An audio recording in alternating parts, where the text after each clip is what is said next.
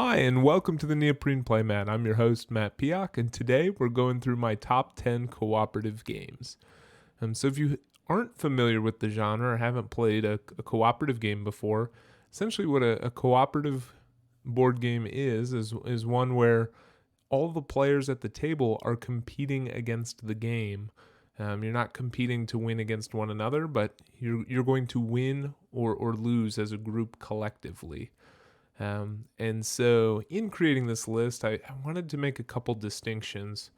The first one is while there are some cooperative games that I truly love to play solo, they may not make this list because they're not necessarily games I love to pull out with other people, or there might be other games that I feel better about pulling out with other people than those particular games. And in the future, I hope to do a top 10 solo list, and so you'll end up seeing those in the future. But for the sake of this conversation, not that none of these are offered as solos, but these are all games that I like playing with other people. Other than that, just to fill you in as well, I tend to like very punishing cooperative games. I like games that are hard. When we're working together as a group, the higher the difficulty, I feel like it just feels like a greater success when you get to the end. And so, as you'll see as we go through my list, some of these get pretty punishing near the top, and I'll definitely dive into that a little bit more. But with all that out there, let's get started. All right, so my number 10 is Marvel Legendary. This is produced by Upper Deck Entertainment and was designed by Devin Lowe. This game's been out for quite a while, and this was I think this was my first cooperative deck builder that I ever purchased. And they've certainly released a ton of expansion content for it. I'm not even close to having it all. I have some of it. The base box definitely doesn't feel like there's enough in there. So when I'm saying Marvel Legendary, this is not just counting the base box, but the idea that some more content is added to the box. But essentially in this game, you're not playing a specific hero. I remember there were actually a lot of complaints when this game first came out. Everybody thought you would get to pick your own hero and you would deck build a deck based around whether you were, Iron Man or Captain America or the Incredible Hulk, things like that. But you're actually playing as like the Shield agency recruiting the heroes, and you're doing call-ins where they like come in and they'll do a big hit and then they'll go and maybe they help somebody else out. And you are essentially there's a mastermind that you're trying to take out, and there's constant villains coming through the city that go across kind of this lane, and you're trying to eliminate all of them while doing whatever the specific mission or scheme is. The mastermind is always going to be presenting new win conditions. Generally, you just have to defeat the mastermind, but how you go about that changes all the time.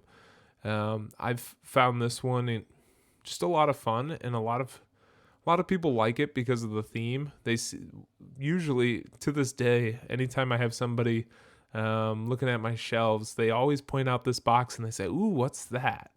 It just has kind of this natural draw to it, given that everyone's so familiar with the Marvel Universe, especially given how well the Marvel Cinematic Universe has done in popularity. All right, so my number 9. Now this is where the conversation's going to get really confusing, because my number 9 is a game called The Game. That's right. Confusing, right? So I really enjoy the game. I don't always enjoy its title because it can be confusing talking about it. But essentially there are 4 piles of cards. Well, they don't start out as piles. They start out as individual cards telling you how to build the piles out as a team. 2 of the piles start at 1, and they require numbers to be played on them sequentially in ascending order. The other 2 start at 100 and require cards to be played sequentially in a descending order. As a group, you are going to try and get rid of all of the cards in the deck. It's very, very difficult to do. The directions even say if you get down to 10 or less cards, you've done very, very well. But essentially, you are just on your turn, you have to lay 2 cards down. And so sometimes this means making a huge jump. Maybe you're at 15 and the closest card you have to 15, and then the only card that makes sense to play is your 35. And so now you've just jumped over 20 numbers, and what's the impact they're going to be? And in all actuality, this game doesn't sound like it would be that fun, just laying cards down in a certain numerical order. But I think there's a certain twist that makes it really engaging, and that's if you have a card that is exactly 10 removed from the card that's down, you can rewind it. So if you're playing on a deck that is going in ascending order, and let's say you have a 26 that's out there, in your hand you have a 16, although it's in ascending order, you can rewind back to 16 because it's exactly 10 units away from 26. And so there are all these moments where you play a card and you think you've ruined the whole team, and then 2 turns later somebody plays 2 or 3 rewinds on their turn, and all of a sudden everything feels like, oh, we can do this, we can come together, and we can continue our way forward. And it's just a good experience. I've pulled this out with my gaming groups, I've pulled this out with family members. Heck, I even had the pastor that married me's father-in-law playing this game, and he was having a great time. It just works with everybody. So that's The Game by Pandasaurus Games, designed by Stefan Bendorf. All right, number 8. So number 8 is a game that's been in my collection for years. It's one of my first cooperative games, I think, after pandemic. This was Sentinels of the Multiverse by Greater Than Games, designed by Christopher Bedell, Paul Bender, and Adam Ribitaro, I think. I hope I'm pronouncing that right. And in this game, you are playing in a comic book world. You're superheroes, once again. I do enjoy that theme. But this universe was created, or I guess I should say this multiverse was created specifically for this game. It's not an IP like Marvel or DC or anything like that, or even like The Watchmen or The Boys or The Reckoners even. It's not an IP from an outside company. It was something that was built from within. And since this game, there's been an RPG released, a tactics game released, and right now on Kickstarter, Freedom 5, which is a reworking of Defenders of the Realm, actually carries the Sentinels of the Multiverse IP with it. And so this game is one that I've had in my collection for a long time, and it's very mathy. Some people will say if you like doing spreadsheets, which I happen to do, this is a game for you. But that said, and yes, it is fiddly. There's a lot of tokens. But it's so immersive. It's so fun. You have this deck of cards. On your turn, you're playing a card. You're doing an action, and then you're drawing a card. Essentially, like that's pretty much your turn every time around. So it's really quick turns. It's fast moving. You're trying to take out this boss, and I'll be honest with you, we house rule some things. So typically we like playing two-handed. So a lot of times the game only ranges 1 to 5. We usually play with 6 heroes and 2 villains rather than 1 to 5 heroes and 1 villain. And we've made all these different modifications, but even the base game is great. I'm not saying the house ruled version is what gets my vote at 8, but I guess when you have a game for so long and it keeps inviting you in and you get so wrapped up in the theme, you want to start thinking about, how are these characters working together? How are these villains? These villains keep getting defeated, so are they going to come together and work together and almost create a Sinister Six? Eventually, they made an expansion where you play against 6 different villains or 5 different villains. But we were creating that before it ever happened. We were just so engaged with the game. And this is one that I still continue to pull out, given the right circumstance. I have tons of the content. I'm missing the latest expansion and a couple of the one shots, but otherwise I've got everything for it. And that's because it hits the table a lot, and it's enjoyable. It's the idea of everybody coming together and fighting off this massive villain that's creating destruction. It's just a fun time. All right, so that's Sentinels of the Multiverse by Greater Than Games. My number 7. So this is a CMON game designed by, I believe it's Karen Falafeles, maybe, and Michael Chanel, and that is Xenoshift Onslaught. This one's pretty new to the collection. If you can remember, I think it was my first trade I did on the channel. I acquired Xenoshift. And man, we've been having a blast with it. This is a deck builder. It almost feels like the Aliens universe, if you're familiar with those films. But what you're doing is you work for a corporation and you are trying to harvest this mineral that provides tons and tons of energy for, new advancement, for progress. And so you have to go to these other planets, set up a base and a mine so that you can get this resource, Xenosatham. And so you are essentially the one that is leading all of the soldiers to battle with whatever's on that planet while that base is being set up by the corporation. Once that thing gets set up, it's going to be safe and they're going to be able to mine freely.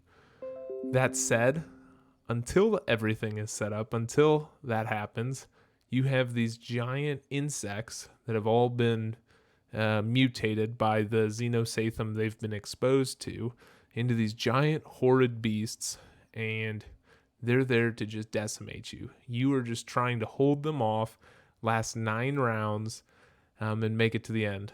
Sadly, we have not beaten it yet. I've played it probably close to 10 times now, and I've played it with different people. We've not beat it. It's very, very tough, but it is a blast. You're buying equipment, you're buying new militia and different types of soldiers to go out, and then there's this battle line system where you have 2 lanes of cards, one of your militia and one of the enemy, and they continually attack each other. And the idea is that at the end, either you've removed all of the alien insects and hopefully have a soldier or 2 remaining, but more than likely you will not be able to get rid of all of the aliens, and they will deal damage to your base. You have to work to make that to make that base setup work, to make it so that it can be set up and you can do your mining and whatever. But oh man, is it hard. We get decimated every single time we play. I've made it to the 9th round before, but we lost in the very, very last battle. So it can be incredibly tight, or you can be like our first play and lose in round 5. Whew, that was a doozy. All that said, Xenoshift Onslaught is one that I want to keep getting out to the table. I'm interested in Dreadmire now, which is kind of a newer version that incorporates weather. I haven't played that one yet, so at this time, Onslaught's the one that's sitting at my number 7. All right, on to number 6. We have another CMON game here, Come On game. I'm sorry, I'm used to saying CMON, and I'm still getting used to this rebranding. But this was designed by Raphael Guiton, Jean-Baptiste Lulien, and Nicolas Réault, and that is Zombicide Green Horde. Now, really, I could have put any of the Zombicides here. I personally don't own any except for Green Horde and now Invader. I recently traded for Invader, but I haven't played it yet. I've played Black Plague, and I've played the original Zombicide. And I definitely like Black Plague better than the original Zombicide, but Green Horde's the one I own, and so that's the one I've played the most. I would happily play Black Plague, and Black Plague could probably sit at this spot. Who knows? I might like Black Plague better. I just know that I've gone through the entire campaign of one-shots. It's not like a straight-up campaign game, but I've gone through all the one-shots in the Green Horde, and then I've gone through, probably now we're at about 40% of the Friends and Foes expansion campaigns. And for somebody that doesn't like expansions, a lot of my co-op games get expansions. So you're definitely probably hearing that right now. all that said, this game is great. It's got orc zombies, and you are a character in fantasy. I personally like to play 2 players. That means each of you control 3 characters, because there are always 6 characters on the board. Personally, I would never play Zombicide with more than 3 players. I think just the way the mechanics work out, it's always best to have at least 2 heroes or two characters, because what ends up happening in every game, every time I've ever played, there's 1 or 2 characters that just don't get the gear they want or need. And so by having 2 heroes, or two characters, if that happens to you, it's all good, because you have this other one that's doing a lot of cool stuff. With that caveat, this game is super fun. It's really easy to play online, actually, in a like physical concept.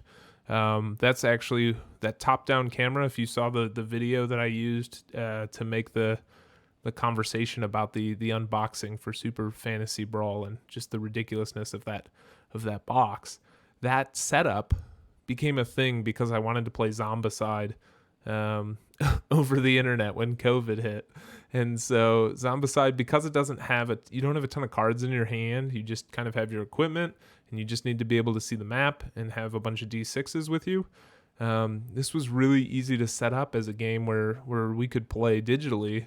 And because of that, I played it a ton. Every Saturday for the last 3 or 4 months, I've been playing Zombicide Green Horde. We're moving to Invader soon, but yeah, this has just been it's been a blast, and that's my number 6. All right, number 5, Freedom: The Underground Railroad by Academy Games and designed by Brian Mayer. So, if you haven't heard of this one, it seems that it kind of goes in cycles. I don't know if it's based on their print runs or what. I feel like everybody's talking about it, everybody's buzzing about it for a little while, and you hear about it as it's kind of circling around, and then all of a sudden, like, it just drops off and nobody's heard about it, and then they'll reprint it, and then it seems like there's buzz about it again and people get it. So I think right now we're in kind of a down cycle where not a lot of people are talking about this game, but it really deserves all the praise it can get. You are working essentially to free slaves through the Underground Railroad, and to get them into Canada. Essentially, following the history, moving slaves from the South to the free North. If those slaves were caught as Southern slaves, they would be moved back down to the South, because although it was free land in the North, those individuals were not considered free. And so the best way to find freedom was to get to Canada. Once you got into Canada, there was no way to get caught and be moved back to the South in the United States.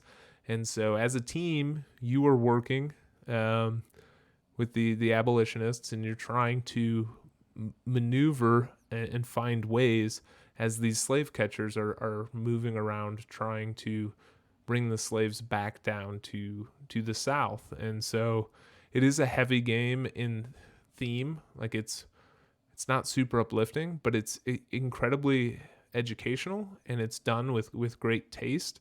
I personally think this would be a great game to use in the classroom. And in fact, Academy Games has released a book to tell schools, hey, this is how you can use this to talk about slavery and to learn about kind of what happened in that era. And so this one is just, it's thinky.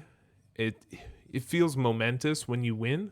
You're not just trying to move people, but you're also trying to raise funds to get campaigns to end slavery, and to bring awareness to the fact that essentially these people need to be freed.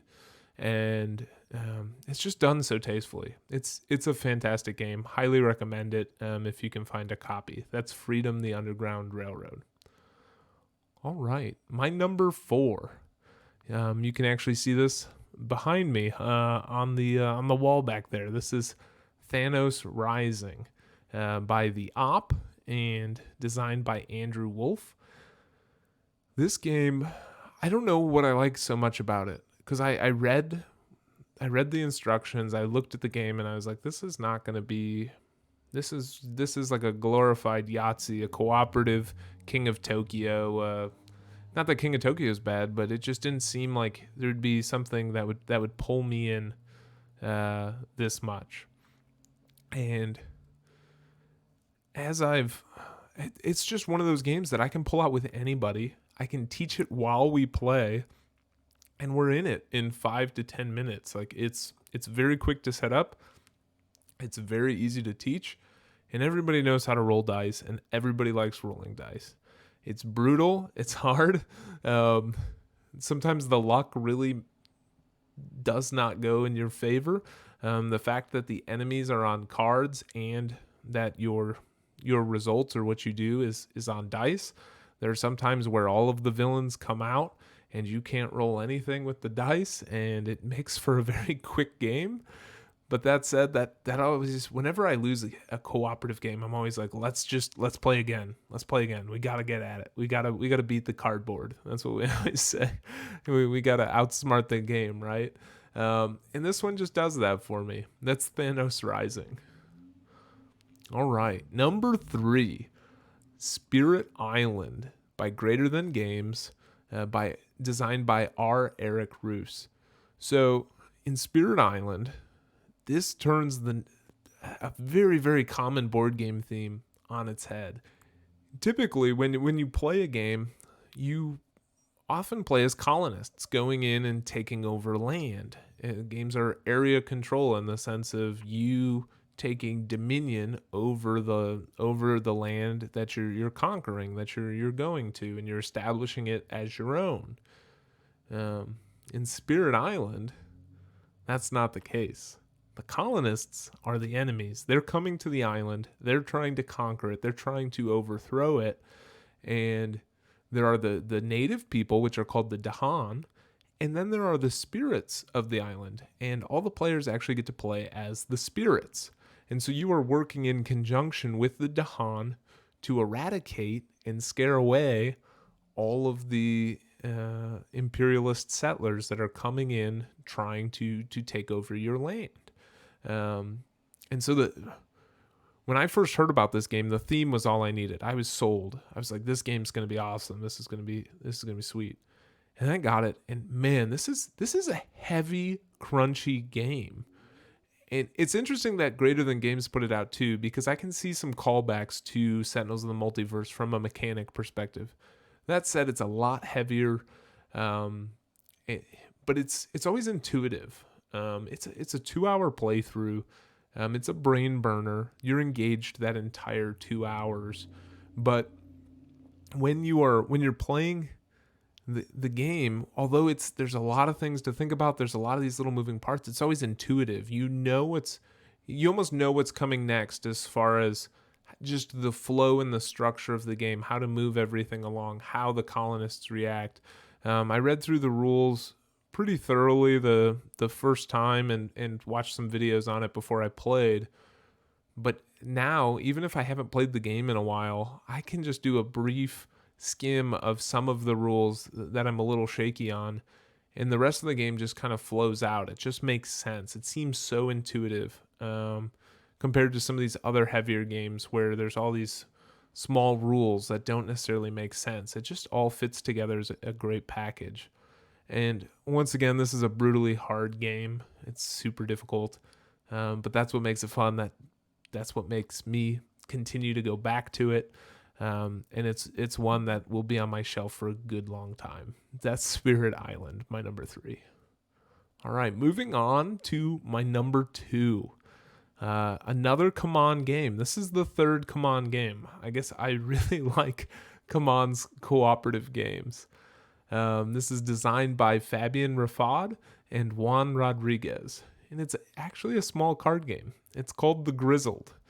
And this game was actually designed by a World War I vet, and he was tired of having all of these games that glorified warfare, that made fighting each other kind of the the big focus of war.